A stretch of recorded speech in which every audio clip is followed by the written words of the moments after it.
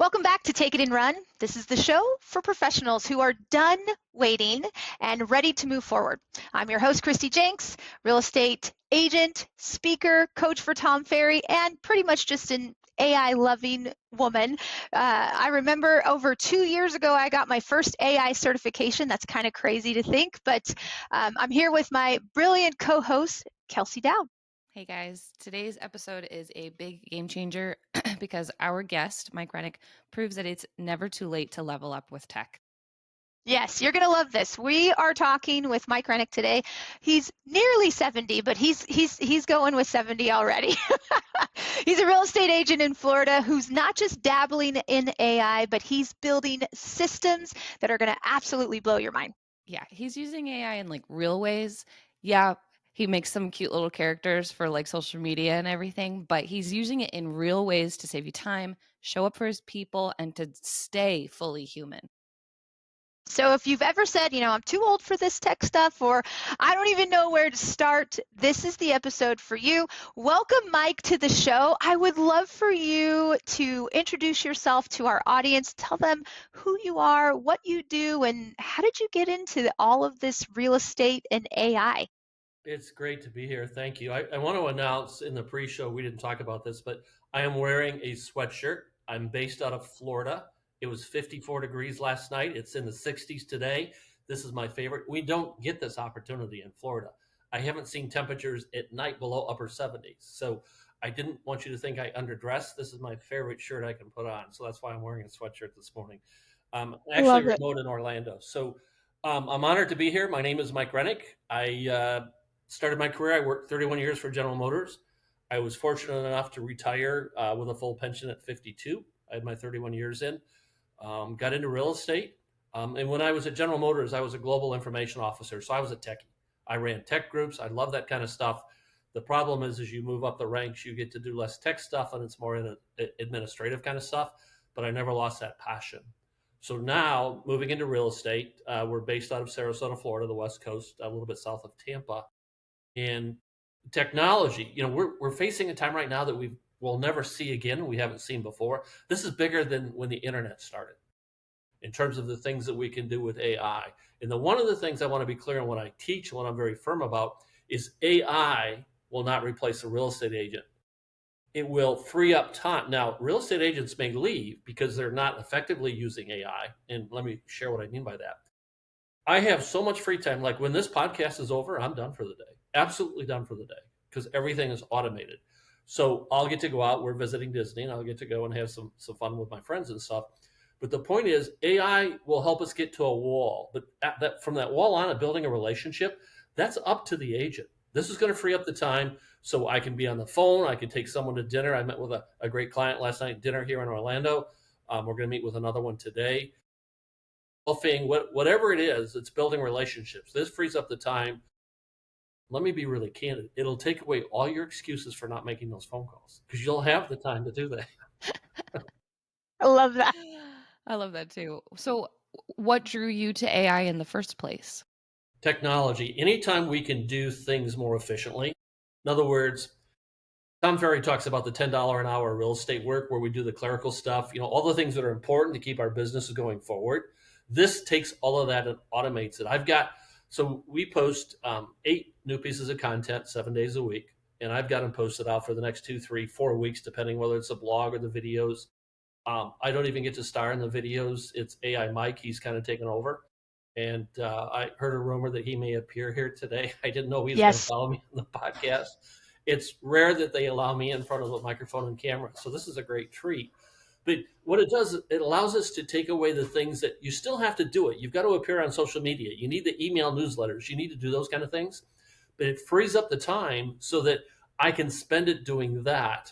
And still, Gary Vee teaches on social, be everywhere all the time. That's what we are. 8 pieces of content, 7 days a week, 31 days a month. Now, you've done content for a long time. I was first introduced to Mike in 2020. That's when I first came across you. He didn't even know who I was, but I went to one of his sessions. The greatest cook I've ever had. I want to be clear about that. I don't say things I don't mean.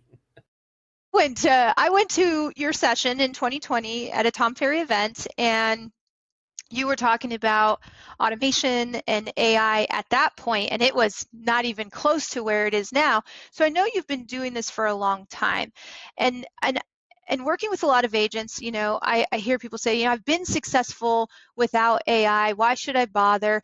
But I want to hit on something real quick.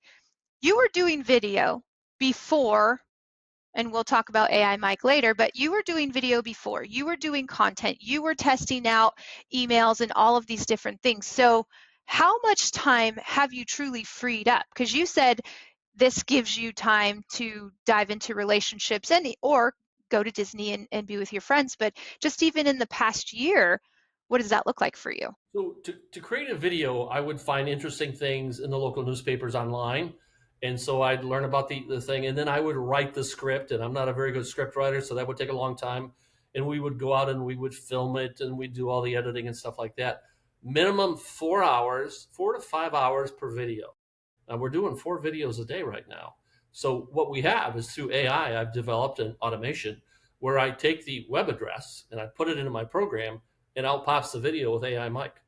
On a bad day, it's a 10-second job. So think of that, 4 to 5 hours down to 10 seconds. That's just one example of what we automate here. Again, the more content you can put out there that people are watching, and we're getting 40 to 60,000 views a month on our videos right now. Jason just gave us the ability to pull our metrics in. I did that. I was surprised. They've gone from 40 up to 60,000. So I was really happy with that. But it's always being there in front of your clients. I sell in a second home market, so my clients aren't here all the time. They want to know what's happening. This is allowing me to do that. But it's a huge time saver. Does it increase the quality? I would say the quality is better, but it's the time thing that we really focus on here. If we have a question here in a company, has Mike automated that? And if the answer is no, the question is, why hasn't he? Because we are taking everything that can be automated. It gives me time to appear. I mean, I really used to spend hours in front of the camera because nobody else in the company would do that. And it's a big treat now that I'm actually live in front of a camera. I don't get to do that anymore because AI Mike is all over everywhere. Well, your mentality for me is just that we're recognizing AI as leverage and not a threat, right? So your mindset truly is this is leverage, it's not a threat. The way I look at this, will AI replace us?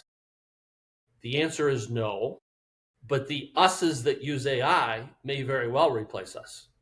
If we remember, for some of the people my age out there, we used to do business with carbon paper. Remember that?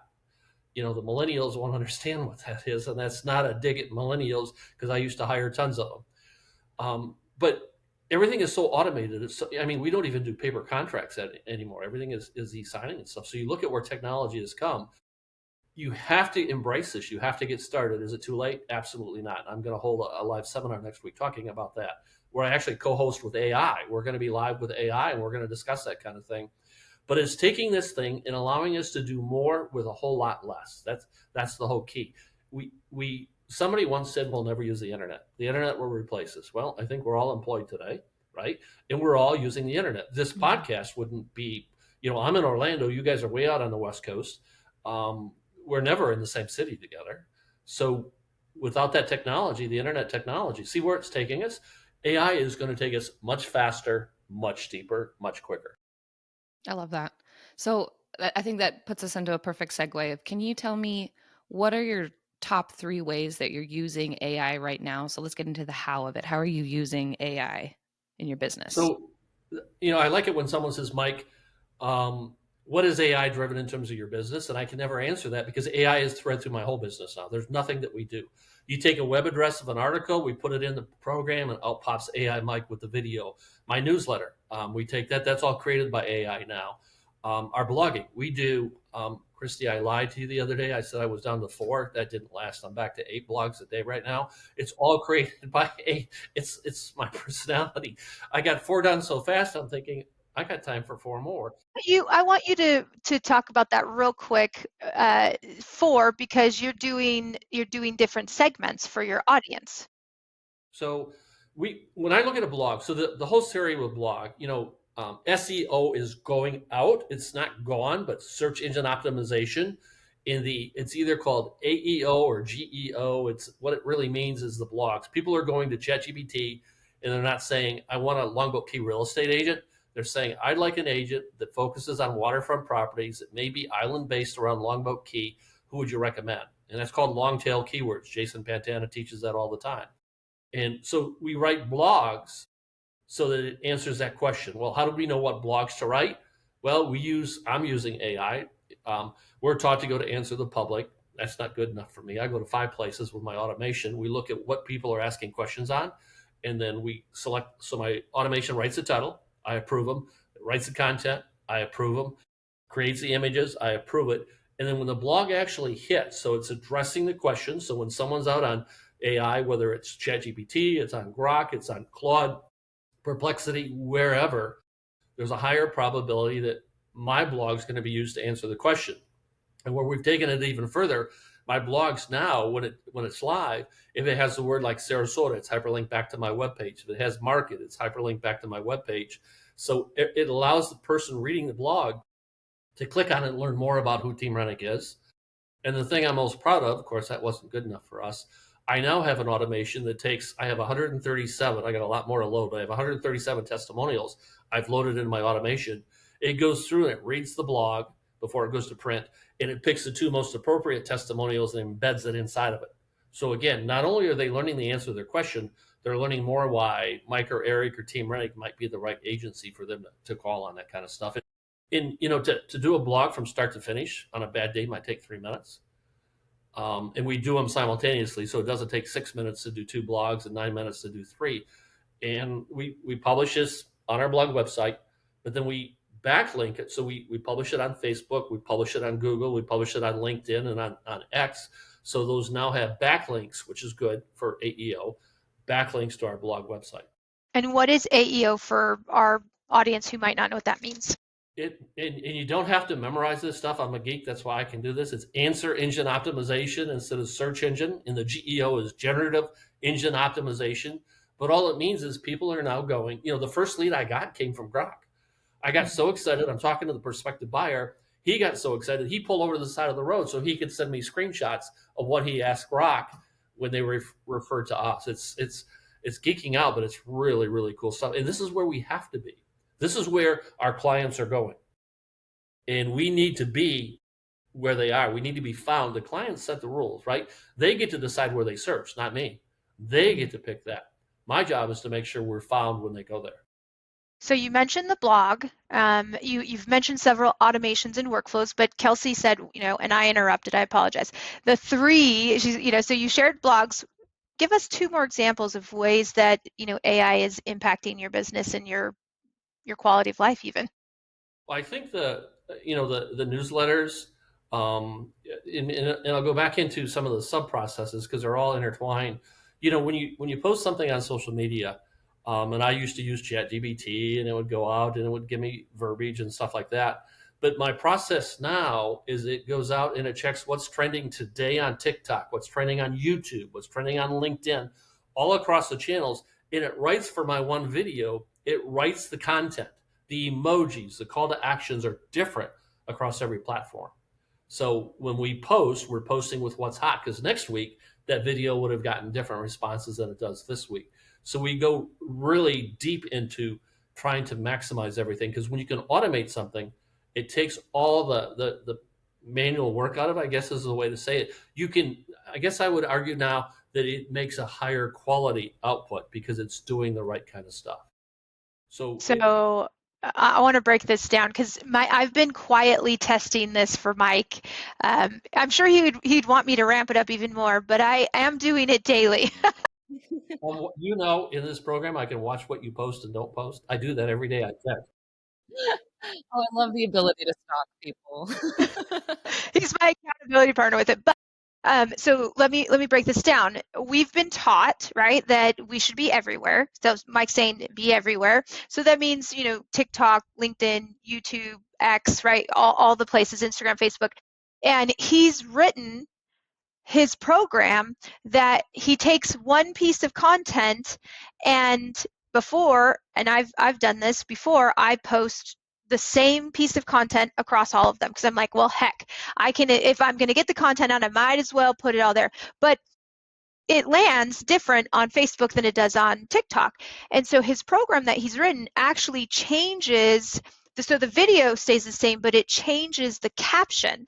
And here's what I've noticed the program does. Like it always, I feel like TikTok, it's always like POV, da, da, da, da, da. LinkedIn, it's funny because that must be what it wants, because you've written the program to go out, find what's trending. So TikTok is almost always like POV. LinkedIn is, what is it? It's always like an unpopular opinion. Yeah. And I've started to see, and the difference, and the funny thing is, Mike, is you and I haven't even talked about this, but I've had several people say to me since I've been using the program, they're like, I'm seeing you a lot more on, and then like TikTok or even YouTube. And they're like, did you change something? I was like, actually, I did. But I don't know. You made that so nuanced and subtle. I just wanted to point out the fact that his program's writing unique content for each of the platforms with the click of a button.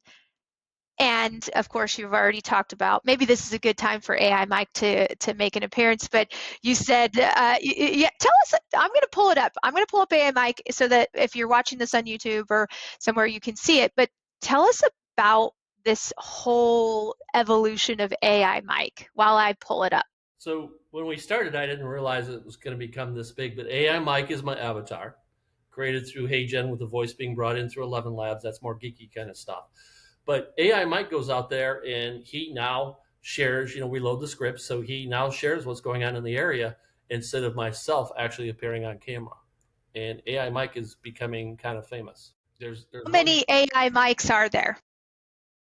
Well, we have two. There's one with me. Now, that's the shirt you see me wearing is my real estate shirt. The other one has a blazer on, which I've never worn in real estate my whole life in Florida. We don't practice real estate. So people kind of tease me when they see the AI Mike with a jacket on. So that's not even. I have never taken a client out, even a $5 million client, wearing that blazer or a jacket, because they're generally in shorts down here. Now, we dress up with nice slacks and stuff, but real estate, the dress code is a little bit different down here in Florida. But that video is created. I know you have questions about this. That video is just created by putting a web address into my program, and that's what pops out. That's it. It reads the program, it summarizes it, it creates a script, it allows me to approve the script, then it goes through and it creates that video.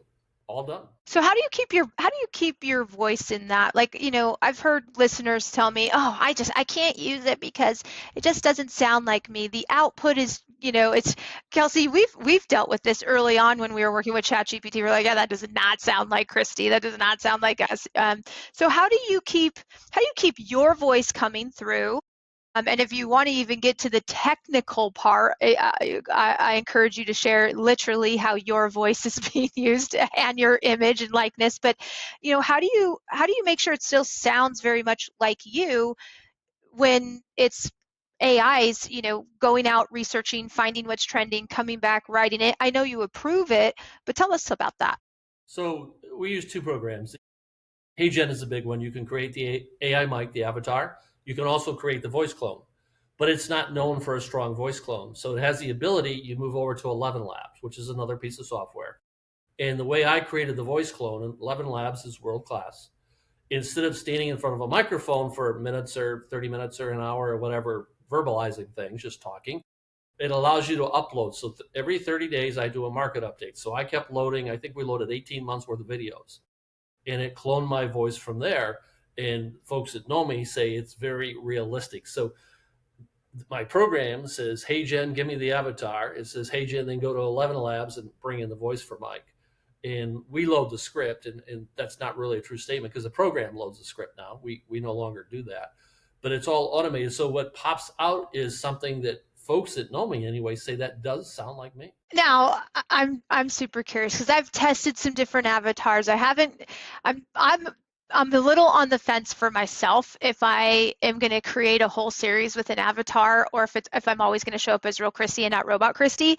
I'm on the fence I'm almost thinking about creating an alter ego that's robot Kristi. Like, if I wasn't afraid to hurt your feelings, this is what I would say, type of thing. So that way, so robot Kristi can say the things that amiable Kristi is not comfortable saying. But surely people know this is a robot. It's like, surely people know this is not you. Not always. I was probably about 6 weeks ago. I was at a checkup with my physician, and he says, "Mike, I'm watching all your videos," and I was teasing. I says, that's not me. That's AI Mike." He said it was me. He knew it was me. He made me take my phone out of my pocket and play a video. So, kid, if you're looking for AI, you're going to tell it's AI. I get that, but most folks don't. And here's the thing that I totally disagree with my peers. Everything's got to be perfect. My hair's got to be done right. My glasses got to be on straight. My face has to. People don't see us that way. When we're out showing real estate, my hair's blowing in the wind and all kinds of stuff, right? So I'm not looking for perfection out of AI Mike, because when I create a video, it's not perfect anyway, right? Like right now, there's no editing. You see me as I am right now. And so with AI Mike, I'm not looking for perfection. I mean, does he stumble a little bit sometimes? Now, the secret with the avatar is in the big coaches are teaching this is you notice AI Mike is down the lower part of the screen. I don't show a full face avatar kind of a deal. So that helps some of the idiosyncrasies of the software. But the cool thing is one of the gentlemen out there that's really big in AI, and he uses the just clones the static picture. You can now upload a picture and it'll do some mannerisms of your face. Your body stays constant, but over across the face, if I can get the hands of the camera, there's verbiage right here. So you're not paying attention to that part. You're looking at the face. And so we're looking to move into that because I've got AI Mike sitting at a desk. I've got him out by the beach. I've got AI Mike in a garden walking downtown. It's not just the two static things that you see. This technology is changing so fast. Again, so if you think it's too late, it's not too late, because we're all going in 6 weeks. It's going to be different than it is today, and we all can get there. You don't have to go through everything we're going through right now. So we keep moving forward. We leverage what's out there. It's getting better and better. New features are happening, and being, I would say part geek, but that's not true. Being a full geek like I am, and I mean that very positively. This is fun. This is not work. This is not hard. I'm on vacation this week, but I've spent up until now working with all of my programs, and that's what I like to do. This is so great. And something that I'm like thinking about as you're sharing this. So I'm not good at doing math in public, but 8 pieces of content, 7 days a week, that's 56 pieces of content, right? Mm-hmm. A week. So multiply that by 30 for, or not 30, but 4. That the consistency, right? Which is one of the reasons why we have this podcast, is to help agents with consistency, because that's one of the reasons people fall off their goal wagon. So how has this process helped you be consistent? It's all automated. Like, so 8 times a day, and actually we're now up to 12 pieces of content a day, but 8 was kind of the base when I talked to Kristi last week, is I tell people I set my alarm for every 90 minutes. And when the alarm goes out, quiet, this is a lot of pressure, there's a lot of stress. I push one button on my telephone and one video gets populated on 8 different platforms. It takes 5 seconds to hit a button on the phone. That's how you keep it consistent. You make it easy, right? One video gets created, the software loads it to the right places, the right approvals happen, kind of a deal, and you get into a rhythm. Like agents that spend 8 hours a day doing stuff today, what this is doing different stuff much faster. It just, you fall into the rhythm, and it's just point and click, really, is what it really comes down to. There's going to be a soundbite right there about consistency that that's one that I know that I'm going to want to use in a short form video because it was so good. But let's talk about time management and scaling with AI. So you've already mentioned, a 4-hour video process down to, to minutes. Let's talk about what you've done for lead follow-up and you barely touched on the newsletter, right? Like there's all these different ways, but in terms of time management of running your business from a lead follow-up standpoint, how has AI influenced your process and even like who works for you? Maybe go into a little bit of that, because from a time management, I know that it's changed the structure of your business. All right, you asked for it, you're going to get it now. So this is take the gloves off, no holds bars. I have never subscribed to what we're taught in terms of lead follow-up. You get a new lead, you badger the living daylights out of them multiple times a day until they answer the phone. We actually call it 10 days of pain, all that kind of stuff. I've never bought into that theory. Just think about this. How many times if you fill out a website on something you're going to buy 6, 8, 10 months down the road, a year and a half down the road, do you want phone calls today? So I've never done that kind of stuff. What this does, the technology now with the marketing company I belong to, lets me know when folks are active. And I take it back to what I call a retail store. So I've opened a new store and someone walks into the store and I introduce myself and ask if I can help. And if they say no, do I 2 seconds later follow them in the store and say, hey, can I help you now? And 2 minutes later, can I help you now? That's what we're taught, right? That's that stuff that we're taught that doesn't work. In fact, the best agents in the world say they convert internet leads less than 2%. Well, I suggest that the fact that we tick them off is probably part of the reason for that. But so anyway, I watch when people are active in my store, when they're in shopping. And so here's the key. When they're in my store and I reach out to them and they're not ready right now, they say they're just looking. When they need me, they can find me. That's the key. When someone engages and does something and wants me, I actually answer phone calls. My phone's going off right now. This phone's going to be taken over to Eric. He'll pick up the call. We answer calls. We return calls. We answer emails. We return texts. It's about being engaged when the customer wants us. So we use that technology in terms of watching what the clients do inside of our website, not from a spooky, threatening kind of a deal, but we're watching to see when they need us. And that's when we engage in AI. All of this technology allows us to better reach out to the customer on their term. Like we're taught, so we badger the living daylights out of everyone with emails, right? We just email after email after email. I bet you there's nobody watching this that can answer all their emails in a day. I know I can't. So we ferret out the spam.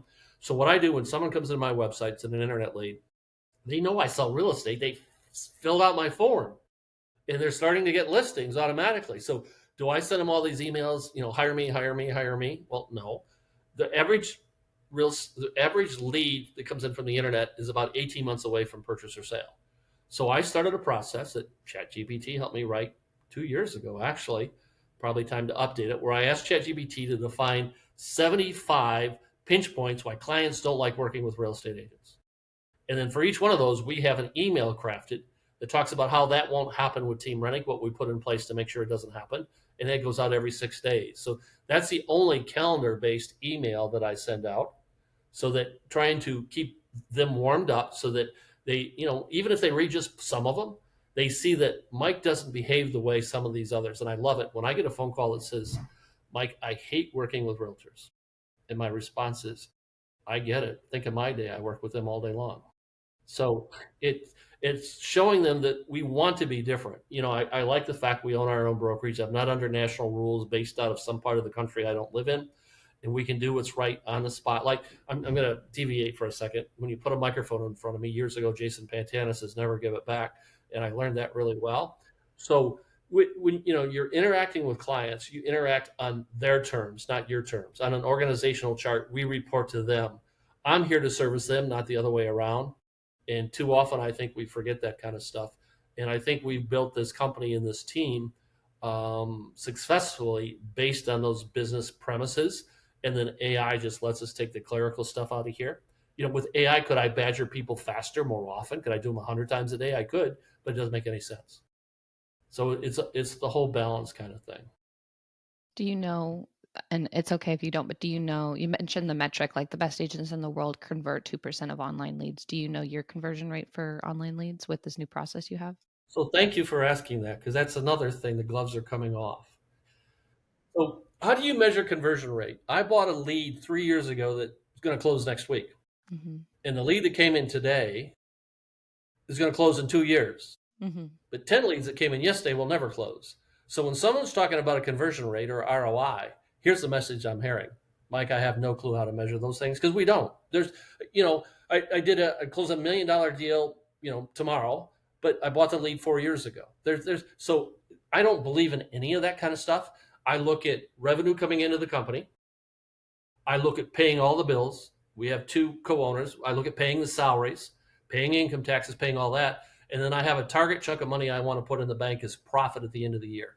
That's how I measure. We did a program where we sent out brownies at Christmas time. And someone asked me, well, what's your ROI?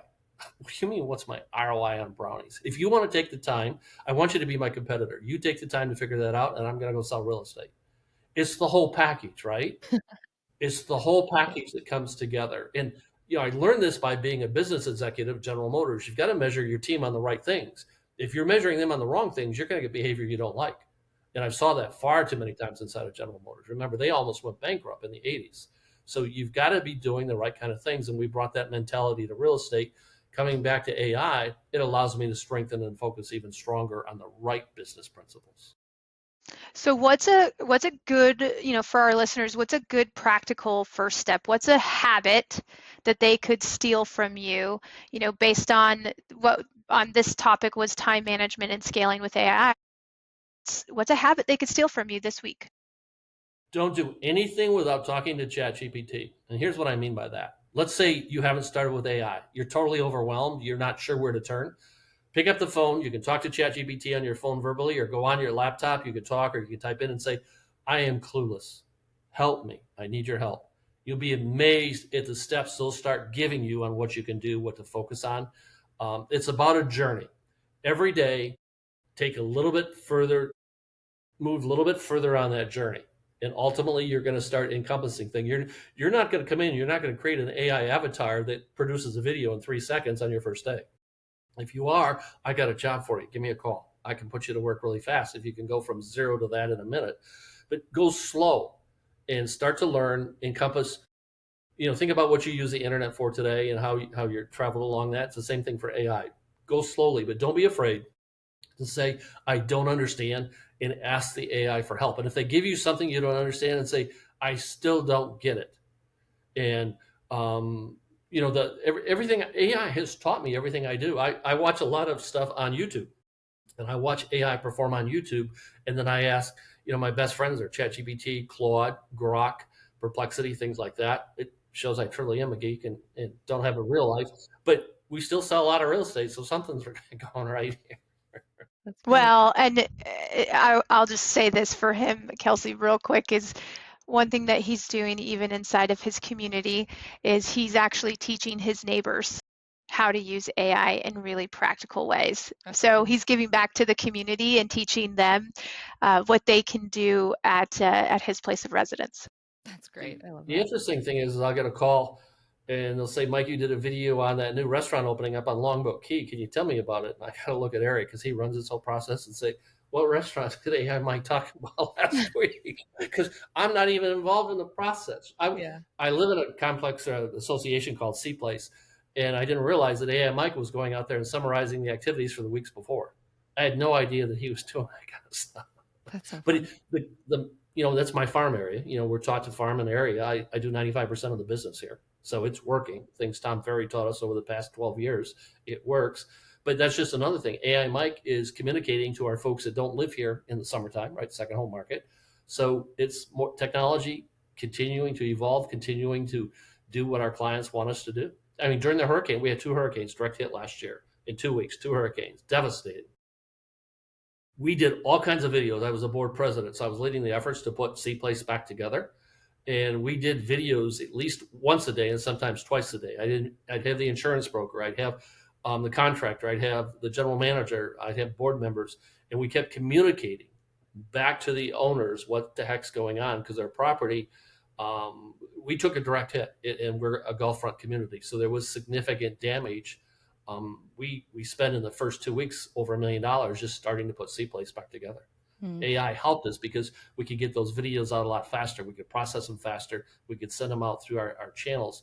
And it took us as very strong real estate agents, and it solidified our business all the way to the top because of what we did. So, and you did kind of touch on it a little bit, but I want you to talk to the people who are actually really scared of AI. They're scared it'll break their brand or they'll look dumb trying.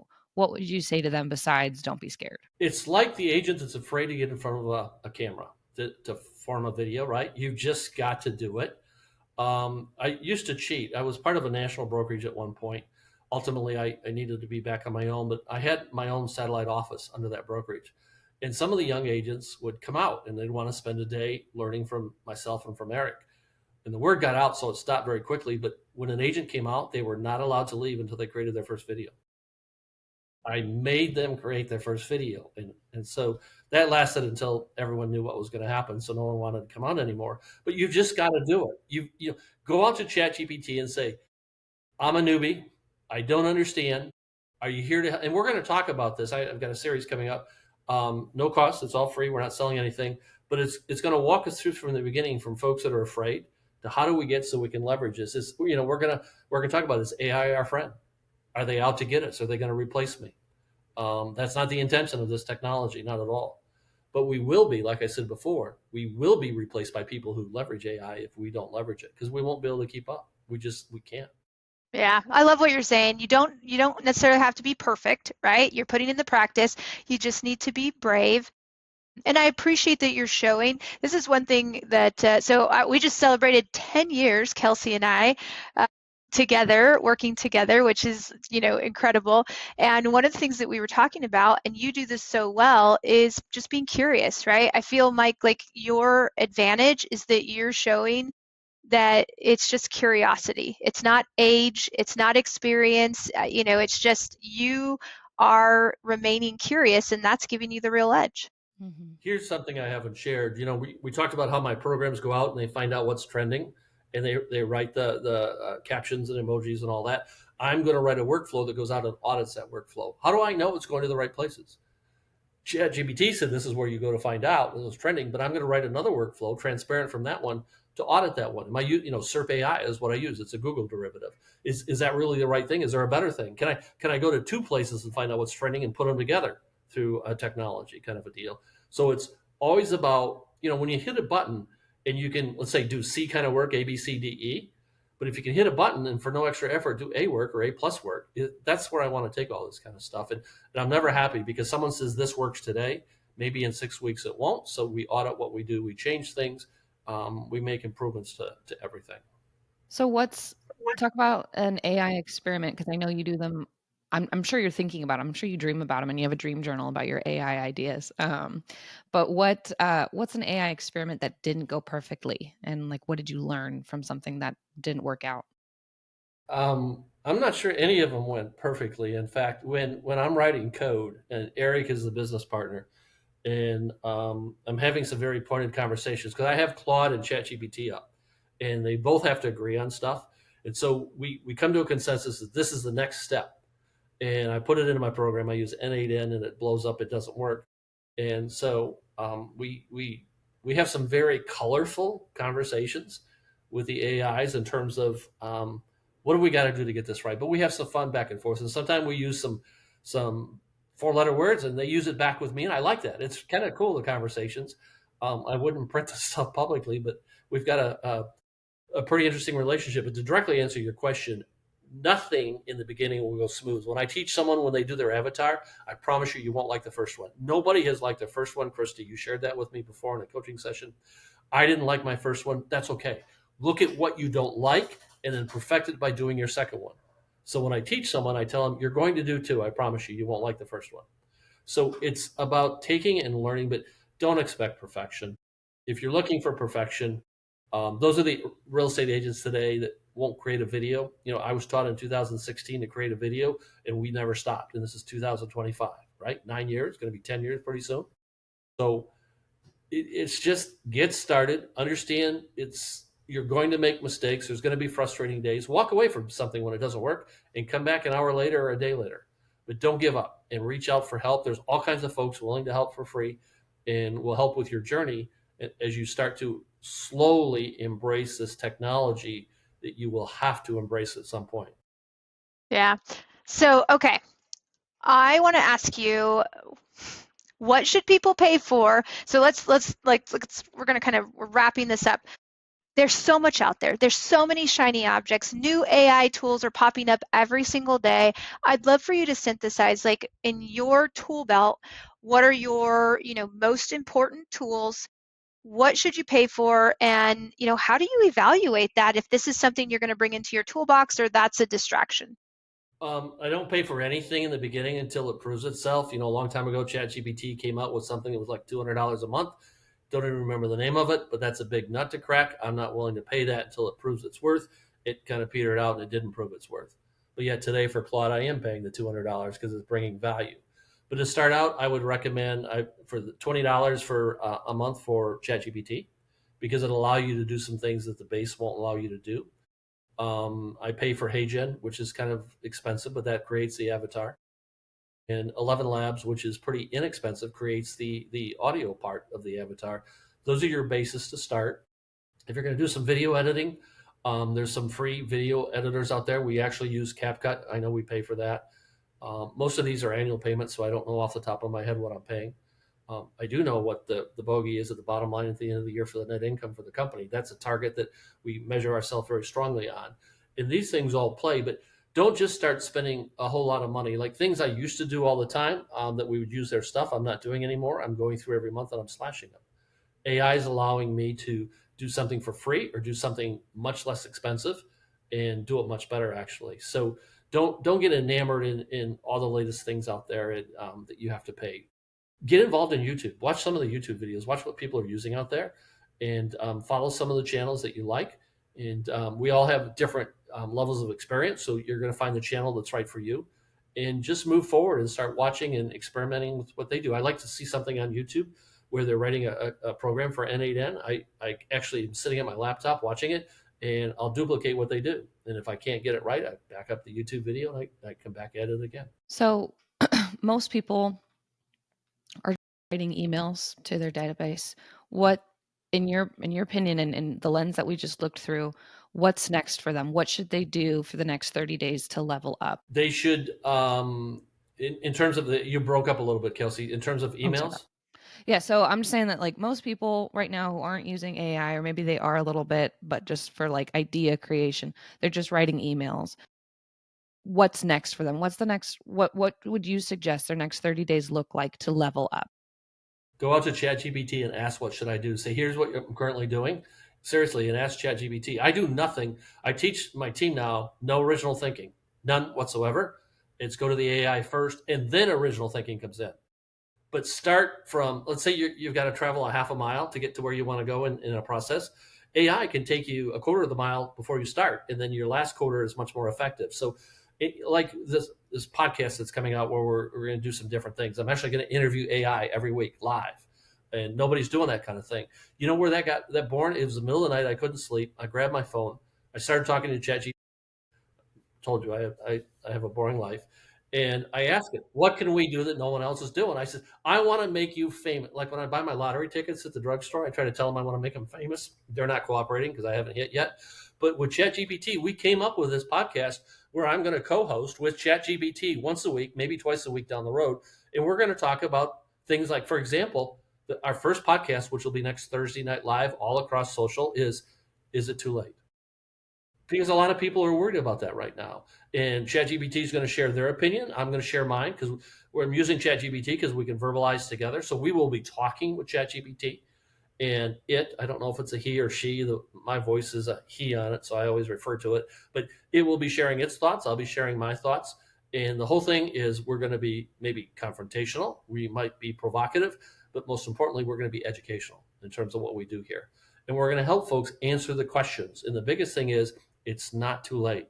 Folks that are watching this right now, don't worry about where I am or where Kelsey is or where Kristi is in our journey with AI. Let's begin your journey. And you don't have to pay a number I made up years ago when I taught school, $1 billion to do that. You can do it very inexpensively. Awesome. That was very powerful, Mike. Thank you. And you were living proof that experience plus curiosity conquers fear every time. You know, you're never too late to just start it. Where can people connect with you? So I do something that everyone says I shouldn't do, but I love doing it. I'm going to leave my cell phone number here. It's 941-400-8735. And I promise you, AI Mike will not answer that call. It'll be me or voicemail, and I'll call you back. But I have a YouTube channel, a Facebook group, actually, and it's free. And you can go out and search for it. It's just, I don't have it up right. It's AI Edge, Innovating with Michael Renick. So it's AI Edge with Michael, and that, we'll make sure to put it in the show notes. Yeah, go ahead and get connected on that kind of stuff. And if I could be of any help, call me. I'm happy to give direction. I'm happy to give advice, and I'm not going to tell you that it costs $300 an hour to get that information. I love it. I love it. All right, agents, here's your take it and run challenge. You've heard a lot today. I want you to pick one thing in your business. Mike said, use ChatGPT for the next 30 days. Don't do anything without asking, right? But pick Pick something in your business this week. Use AI to make it faster, smarter, or even simpler, right? And don't just think about it, go out and do something about it. Yes. And if this episode lit a fire under you, share it with your friend who's been AI curious but hesitant, and tag us on Instagram, tag Kristi on Instagram, and we want to see your progress. Mike, thank you so much for showing us what's possible. Until next time, everybody, we've shown you what to do, and now you get to take it and run. Thanks, guys. Truly enjoyed this opportunity. Thank you. You're amazing, both of you. Oh, thanks. Thanks, Mike.